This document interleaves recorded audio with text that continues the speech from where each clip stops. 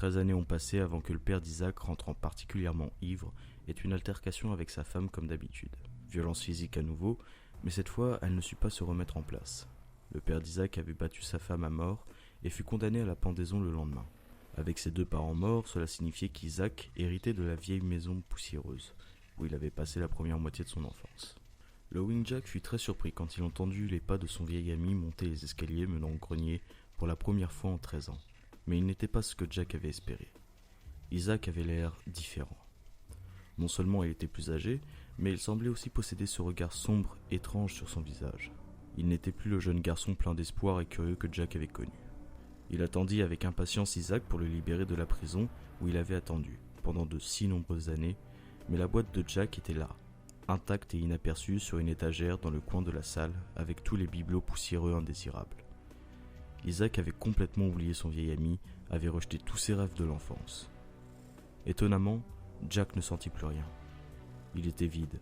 13 ans d'attente et une grosse déception laissaient le clown triste. Jack est resté dans sa boîte, incolore et sans émotion. Le lendemain, Isaac alla à son travail de tapissier, faire des réparations de meubles pour les gens de Londres. Jack attendit en captivité. Quelques heures plus tard, un Isaac ivre rentra chez lui et trébucha dans l'escalier de sa chambre. Mais cette fois, il avait un ami avec lui. C'était une amie qu'Isaac avait ramassée au bar plus tôt ce soir-là. Elle était belle, avec des cheveux blonds, les yeux bleus saphir et un sourire qui pourrait faire fondre les cœurs. La curiosité de Jack était attirée par l'invité d'Isaac. Qui est-ce ? Un nouvel ami ? Pourquoi Isaac aurait-il besoin de nouveaux amis ? Je pensais que j'étais le seul ami d'Isaac. Isaac et son ami s'assirent sur le lit et bavardèrent au sujet de la vie à Londres. Isaac fit une blague sur le temps et tous deux se mirent à rire. Jack siffla avec envie la nouvelle amie d'Isaac. Isaac et la jeune fille se regardèrent profondément dans les yeux et se rapprochèrent pour un baiser avec un tourbillon passionné des langues dans l'autre bouche. Jack était perplexe devant cette étrange démonstration d'affection car il n'avait jamais vu personne s'embrasser avant. Comme le baiser devenait plus intense, Isaac passa sa main le long de la cuisse lisse de la jeune fille et sur sa jupe. Isaac persistait et répéta son geste, en plaçant cette fois sa main sur ses sous-vêtements soyeux. La femme prit avec un grand mécontentement les avancements sexuels d'Isaac et il reçut une claque dure sur son visage. Les yeux d'Isaac virèrent au sombre. Il dévisagea la femme. Sa passion ivre se transforma en colère. Les battements de cœur de la femme accélérèrent quand elle vit le visage d'Isaac en ébullition. Isaac hurlait. Il lança son poing dans le visage de la jeune fille. Les yeux de Lowing Jack s'élargirent. Il vit de longues traînées de rouge jaillissant du nez de la jeune fille. « Quel jeu est-ce » pensait-il, innocent. Isaac saisit d'une main ferme le poignet de la jeune fille et déchira sa culotte de l'autre. La jeune fille, terrifiée, essaya de se battre. Isaac caressa ses seins, saisissant sauvagement ses cheveux et forçant sa langue dans la gorge de la jeune femme en sanglots, qui criait aussi fort qu'elle le pouvait. Jack regardait avec de grands yeux curieux. Son vieil ami la saisit et sa bouche se remplit de sang. La fille effrayée tomba du lit et se laissa tomber sur le sol. Elle se précipita vers la sortie. Isaac prit rapidement une embardée vers l'avant et réussit à rattraper son jouet en fuite en saisissant sa robe. La remontant, il prit le chandelier au large de la table de chevet à côté de lui et de toutes ses forces, il défonça la tête de la jeune femme qui s'ouvrit comme une pastèque mûre. Du sang épais éclaboussait à travers la pièce, le corps de la jeune femme convulsa sur le sol pendant plusieurs secondes avant de devenir complètement immobile. Du sang partout. Quelques gouttes parvinrent même sur la boîte de Jack, qui était très intéressé par ce spectacle. Pour la première fois en 13 longues années, un sourire commença à revenir sur le visage de Jack.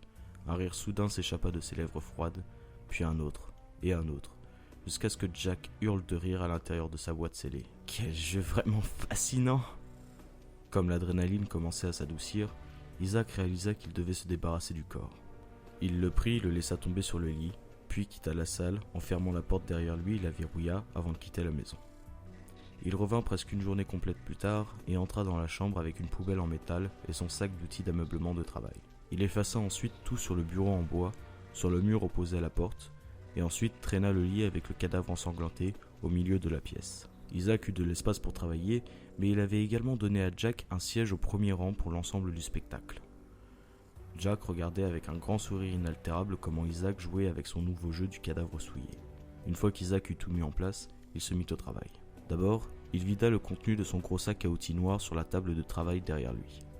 Un assortiment de couteaux, marteaux, pinces et autres outils était désormais posé devant lui. Son premier choix fut un couteau d'ameublement dont il se servit pour enlever la peau du corps. Cette peau fut ensuite placée sur des supports et transformée en cuir. Cela fait, Isaac utilisa une scie pour scier les bras, les jambes et la tête, perturbés dans sa tâche par la présence d'asticots. Après avoir rempli la poubelle avec de l'eau de javel et d'autres produits chimiques, il y trempa les membres jusqu'à ce que l'os soit dépouillé de la chair.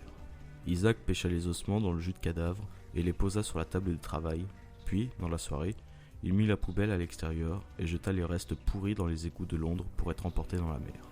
Pendant les 3 prochains jours, Jack regarda Isaac avec étonnement.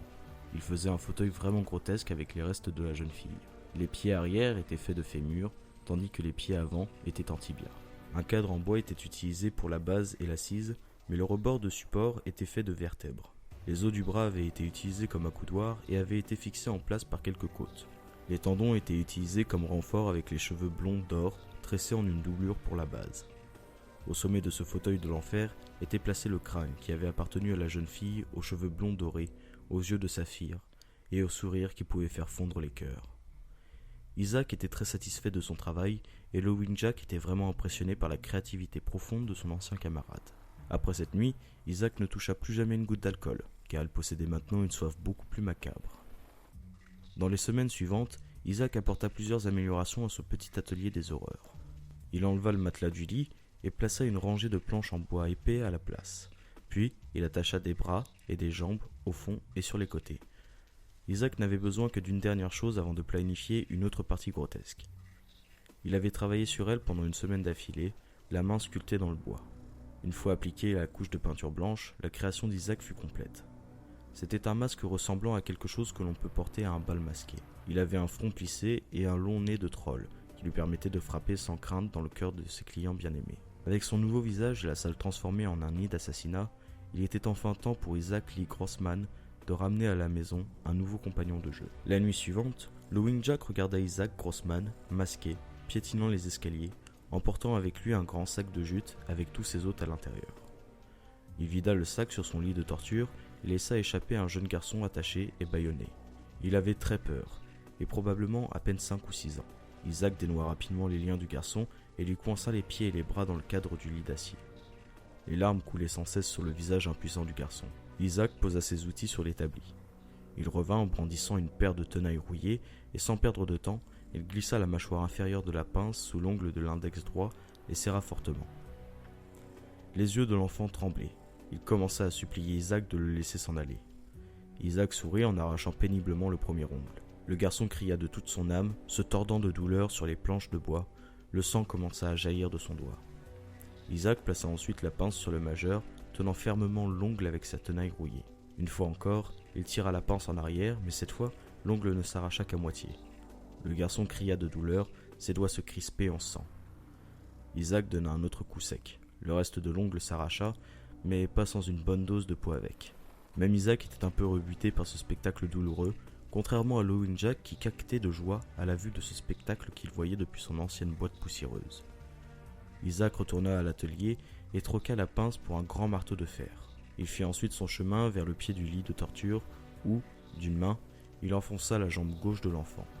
Il souleva le marteau au-dessus de sa tête. Le jeune garçon continuait de pleurer. Alors, de toutes ses forces, Isaac abattit le marteau vers le bas nu du garçon, brisant l'os avec un craquement. L'enfant convulsait dans la douleur et poussait des cris stridents. Le bâillon du tissu attaché étroitement à son visage l'étouffait. Comme l'enfant subissait une douleur intense, Isaac plaça le marteau sur le lit en bois et retourna une fois de plus à l'atelier, où il se munit d'un long couteau pointu. Sans tarder, il commença à sculpter les mots « vers inutile » dans la poitrine de l'enfant. Quand il eut fini, le garçon était à peine conscient. Isaac s'agenouilla alors et murmura à l'oreille de l'enfant. « C'est ce qui arrive aux enfants pourris, qui font face aux gens désagréables. » Les yeux de l'enfant étaient remplis de larmes. Isaac se mit à tailler la peau du visage de l'enfant, mais il fut surpris de voir que le garçon s'accrochait encore à la vie. L'enfant mutilé regarda Isaac avec ses grands yeux ronds, qui lui remplit son cœur noir de rage et de haine. « Même sans visage, tu es toujours laid comme une merde !» Isaac cria, ramassa le marteau au pied du lit et commença à frapper le crâne du pauvre garçon, qu'il brisa encore et encore, jusqu'à ce qu'il n'en reste plus rien qu'une masse de chair sanglante. À travers la pièce, Jack riait joyeusement. Ce spectacle avait été à la hauteur de ses attentes. Le second convive d'Isaac était une vieille femme aveugle qu'il avait invitée pour boire le thé.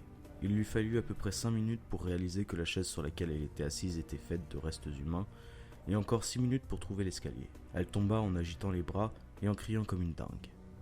Isaac décida de mettre fin à cette cruelle plaisanterie avec un choix simple. Il lui enfonça du verre à travers l'orbite. Après ça, il ne resta plus qu'une petite fille qu'il avait gavée de verre brisé avant d'utiliser son ventre comme un punching ball. Au fil des semaines, de plus en plus d'âmes plus malchanceuses les unes que les autres atteignirent leur fin dans le grenier d'Isaac Grossman. La personnalité de Grossman était devenue plus sombre et sadique, et Jack suivait son évolution alors qu'il pourrissait dans sa boîte poussiéreuse, jusqu'à une nuit très froide de décembre. Les clous rouillés qui tenaient le plateau de bibelots oubliés cédèrent enfin, tout chuta au sol. Isaac entendit le bruit sourd d'en bas et décida de monter au grenier. Il marcha sur le plancher souillé de sang vers le plateau tombé. Isaac écarta certains des bibelots qui étaient tombés quand il vit finalement le Jack-in-a-Box de son enfance. Isaac reconnut à peine la vieille boîte en lambeaux. Il la ramassa et enleva une partie de la poussière. Ensuite, par une quelconque nostalgie, il saisit la boîte et commença à tourner la manivelle. Un horrible son de pop-gosse de Weasel sortit de la vieille boîte, et comme il avait fait pour la première fois, Isaac chanta le dernier verset. Le haut de la boîte s'ouvrit, mais rien ne se passa. Elle était vide. Il jeta la vieille boîte à la poubelle avec les autres bibelots cassés et alla ouvrir la porte pour retourner en bas. Mais il était bloqué. Isaac tira sur la poignée, mais la porte ne voulait pas bouger. À ce moment, il entendit une voix rauque horrible crier derrière lui. « Isaac !» Une secousse froide parcourut le chine d'Isaac et les poils sur son dos se dressèrent. Il se retourna lentement. Balayant du regard toute la pièce jusqu'à la poubelle, il finit par voir un cauchemardesque Lowing Jack. Il était complètement monochrome, ses cheveux noirs pendaient en mèches tordues, des dents pointues décoraient son sourire tordu, et ses bras pendaient comme ceux d'une poupée de chiffon, avec ses longs doigts grotesques tombant au sol. Puis, d'un ton froid, sa voix rauque de clown diabolique parla. « Que c'est bon d'être libre. Je t'ai manqué, Isaac. » Isaac était paralysé par la peur. « Je croyais que tu n'étais pas réel, mais imaginaire. » Jack répondit par un long ricanement effroyable. « Oh, je suis tout à fait réel, gamin. En fait, j'ai attendu si longtemps pour cette journée, pour que je puisse jouer avec mon meilleur ami pour la vie. Une dernière fois. » Avant qu'Isaac ne puisse répondre, les longs bras de Jack se tendirent à travers la pièce et il les enroula autour de ses jambes. Le clown tordu commença à le rapprocher de lui, le traînant vers son lit de torture en bois. Les ongles d'Isaac grattaient le sol tout le long de la chaussée. Ignorant cette faible résistance, Jack attrapa rapidement 4 clous de fer longs de 3 pouces dans l'atelier et les pressa droit sur les mains et les pieds d'Isaac, le clouant au lit. Isaac grogna de douleur comme il criait à son ravisseur. « Va te faire foutre, putain de clown bizarre !» Jack se contenta de rire. « Si tu ne peux pas dire quelque chose de gentil, alors ne dis rien du tout. » Jack mit ses longs doigts crochus dans la bouche d'Isaac, saisit fermement sa langue et les tira aussi loin qu'il pouvait aller. Le clown attrapa ensuite son dos, saisit un couteau pointu sur la table et commença lentement à couper la chair de la langue d'Isaac. Meurtri, la bouche de ce dernier commença à déborder de sang. Jack poussa un petit tube de métal dans la gorge d'Isaac. À ce stade, il était déjà dans une grande douleur et avait les yeux fermés, serrés pour éviter de voir les horreurs nauséabondes qu'on lui faisait subir à son corps. « Allez, ce n'est pas drôle si tu ne regardais pas. » Cependant, Isaac gardait les yeux fermés. Jack soupira. « Comme tu voudras. » Jack maintint ensuite l'un des yeux d'Isaac ouvert. Il allongea son bras et prit quelques longs hameçons pointus dans l'atelier. Lentement, Jack poussa l'extrémité pointue du hameçon à travers la paupière supérieure droite et attacha la pointe au niveau du sourcil pour le laisser en permanence ouvert. Puis il sortit un second crochet, poussant à travers la paupière inférieure et l'épingle à la joue. Jack répéta le processus pour l'autre œil pour qu'Isaac ne manque rien de l'action. Lowing Jack prit ensuite le même couteau qu'il avait utilisé pour arracher la langue d'Isaac et commença à se concentrer sur l'élimination des lèvres. Jack trancha soigneusement 2 longues bandes de chair, montrant ses dents et gencives complètement exposées. On dirait que quelqu'un ne se brosse pas bien les dents. Isaac le suppliait d'arrêter, mais seuls des gémissements s'échappaient de sa gorge. Jack souleva le marteau en l'air et, avec un sourire tordu, il frappa le bras et les dents d'Isaac qui éclatèrent comme de l'argile sèche. Jack laissa tomber le marteau et se mit à hurler de rire. Il déchira la chemise d'Isaac, prit le plus gros couteau et il découpa le haut de la poitrine d'Isaac de haut en bas jusqu'à l'estomac. Isaac gémit de douleur. Le monstre monochrome enfonça ses doigts misérables sous la peau de la poitrine d'Isaac et l'appela jusqu'au dos, pendant qu'Isaac observait ce spectacle en direct. Jack commença ensuite à sortir les intestins d'Isaac de la même manière qu'un magicien qui se met à tirer une série de tissus colorés de sa poche. Jack commença à souffler de l'air dans l'intestin. Une fois gonflé, il le tordit en sorte de faire un caniche, et il s'écria en un petit rire bruyant « Je peux faire les girafes aussi !» Isaac restait toujours dans la douleur et le choc. La créature posa doucement le ballon macabre à côté de la tête d'Isaac. Pour son prochain tour, Jack enfonça sa main dans la cavité de l'estomac ouvert d'Isaac et tira sur l'un des reins. Le tenant dans sa main, Jack se tourna vers son ami captif et haussa les épaules en déclarant « Les reins ne sont pas vraiment mon truc. » Il jeta l'organe de côté. Lowing Jack remarqua qu'Isaac commençait à dériver dans la mort. « Déjà fatigué ? Pourquoi ? On était presque au grand final. » Il sortit une aiguille de sa manche. « Ça devrait te requinquer un peu. » Jack enfonça l'aiguille dans la rétine d'Isaac et injecta le liquide dans son orbite de droite. Jack se tortilla et tordit l'aiguille dans le globe oculaire de son ancien camarade de jeu. Isaac était toujours en vie. Avec un petit rire sinistre, Jack tira l'aiguille, tirant sur le globe oculaire avec elle. L'œil droit d'Isaac était accroché hors de son support et pendait sur le côté de son visage. Jack sourit. « Eh bien, maintenant que j'ai ton attention... » Le clown prit ensuite son long index tordu et le poussa dans un trou dans l'estomac d'Isaac. Jack baissa la tête vers la cavité de la poitrine ouverte et étendit sa bouche béante. En quelques secondes, un torrent de cafards commença à ramper hors de la gueule du clown, se renversant sur la poitrine ouverte d'Isaac. Ils rampèrent tous dans la petite ouverture de l'estomac d'Isaac. Comme son ventre devenait gonflé d'insectes, les cafards commencèrent à se précipiter vers sa gorge pour sortir de sa bouche et de la cavité nasale. Isaac était à quelques centimètres de la mort quand son ravisseur s'agenouilla auprès de lui et lui parla à l'oreille. « Ça faisait longtemps, gamin, mais je crois que tout est fini maintenant. Pas la peine de pleurer. Cependant, j'ai l'intention de répandre mon amitié à tous les enfants solitaires du monde. » Il enfonça son bras dans la poitrine d'Isaac et tira son cœur encore battant. La vie d'Isaac passa devant ses yeux. Il vit sa mère, son père, le pensionnat, ses victimes, et la dernière pensée qui flotta dans son esprit fut ce Noël très spécial, où il s'était réveillé pour trouver la magnifique boîte de bois sculptée qui contenait son premier ami.